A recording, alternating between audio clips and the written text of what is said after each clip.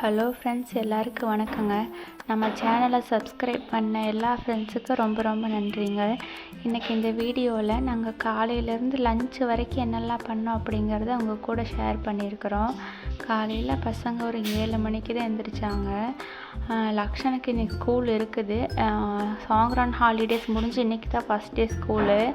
அவனுக்கு கண்ணில் சின்னதாக ஒரு இன்ஃபெக்ஷன் வந்தனால நாங்கள் ஸ்கூலுக்கு அனுப்பலை. சரி, ஒரு நாள் வீட்டில் இருக்கட்டும், அப்புறம் நாளைக்கு அனுப்பிச்சிக்கலாம் அப்படின்ட்டு சாமிக்கு பூவெல்லாம் வச்சு சாமி கும்பிட்டுட்டோம். அப்புறம் லஞ்சு செஞ்சிடலாம் அப்படின்ட்டு வெஜிடபிள் எல்லாம் கட் பண்ணி வச்சுட்டு வெங்காயம் தக்காளி எல்லாமே கட் பண்ணி வச்சுட்டேன். ரேயான் தூங்கிட்டான். அவன் தூங்கி எந்திரிக்கிறதுக்குள்ளே எல்லா வேலையும் முடிச்சாகணும். இல்லைன்னா இன்றைக்கி 2 பேர் வீட்டில் இருக்கனால அடிச்சுக்கிட்டு சண்டை போட்டுக்கிட்டு ஏதாவது பண்ணிக்கிட்டே இருப்பாங்க. இந்த சைடு சிங்க்லேயும் ஃபுல்லாக பாத்திரம் இருந்துச்சு. அப்புறம் ஃபஸ்ட்டு சமைக்கிற வேலையெல்லாம் முடிச்சிடுவோம், அப்புறமா பாத்திரம் கழுவிக்கலாம் அப்படின்னு சொல்லிட்டு ஃபஸ்ட்டு சமைக்கிற வேலையெல்லாம் பார்த்துக்கிட்டு இருந்தேன். பாசிப்பருப்பு குக்கரெல்லாம் வச்சுருந்தேன். ஏன்னா குக்கரில் வச்ச ஒரு விசில் வந்தாலே போதும். முடிச்சுட்டு அடுத்தது பீர்க்கங்காய் பண்ணிக்கலாம் அப்படின்ட்டு அதுவும் கட் பண்ணி தான் வச்சுருந்தேன் ரெடியாக. அப்போ தான் கொஞ்சம் சீக்கிரம் வேலை ஆகும். அப்புறம் ஹாட் வாட்டர் கொஞ்சம் பிடிச்சி அந்த பாசிப்பருப்பில் கொஞ்சம் விட்டுட்டேன். ஏன்னா கொஞ்சம் திக்காக இருந்துச்சு.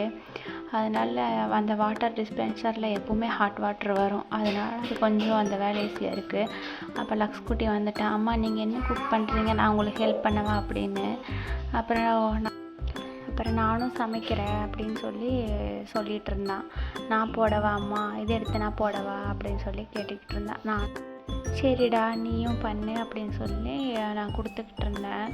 அவன் பீர்க்கங்காய் ஒன்று ஒன்றா எடுத்து போட்டுட்டு இருந்தான். அப்புறம் சரி எவ்வளோ நேரம்டா இப்படியே போடுவேன்னு சொல்லி நான் எல்லாமே ஃபுல்லாக எடுத்து போட்டுட்டேன். அதுக்கப்புறம் ரொம்ப நேரம் உட்காந்துட்டு கதை பேசிக்கிட்டு இருந்தான். நான் சமைச்சாலே வந்துடுவான். கிச்சனில் இப்படி உட்காந்துட்டு ஏதாவது ஒரு கதையை அடைச்சிக்கிட்டு இருப்பான். சின்ன வயசில் நான் என்ன பண்ணேன் அப்படின்னு சொல்லி அவனுக்கு அதில் ரொம்ப ஆர்வம்.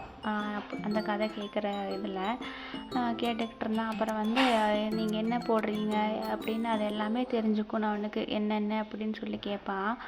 அதெல்லாம் சொல்லிவிட்டு அப்படியே பேசிட்டு நாங்கள் சமையல் வேலையை பார்த்துக்கிட்டு இருந்தோம்.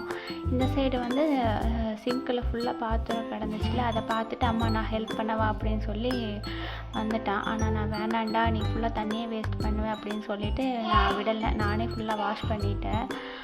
இல்லைன்னா வாஷ் பண்ணுவான், நான் தண்ணியை ரொம்ப நேரம் விட்டுக்கிட்டே இருப்பான். இங்கே பாசிப்பருப்பு ரெடி ஆகிடுச்சு. இங்கே பீர்க்கங்காவும் கூட்டு மாதிரி பண்ணிடுவோம் அப்படின்னு சொல்லிட்டு இங்கே ரெடி ஆகிட்டு இருந்துச்சு.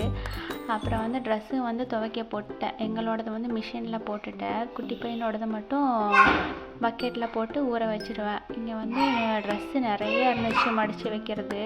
2 நாளுக்கு பாருங்கள் எவ்வளோ ட்ரெஸ்ஸுன்னு. இந்த குழந்தைங்க இருக்கிற வீட்டில் இப்படி தான் ட்ரெஸ் எண்ணிக்கிட்டே இருக்கும் போல். அப்புறம் அந்த ட்ரெஸ் எல்லாம் எடுத்து மடித்து வச்சுக்கிட்டு இருந்தேன். அங்கே குட்டி பையனும் அழுதுகிட்டு இருந்தான். அப்புறம் அவனும் எந்திரிச்சு வந்துட்டான்.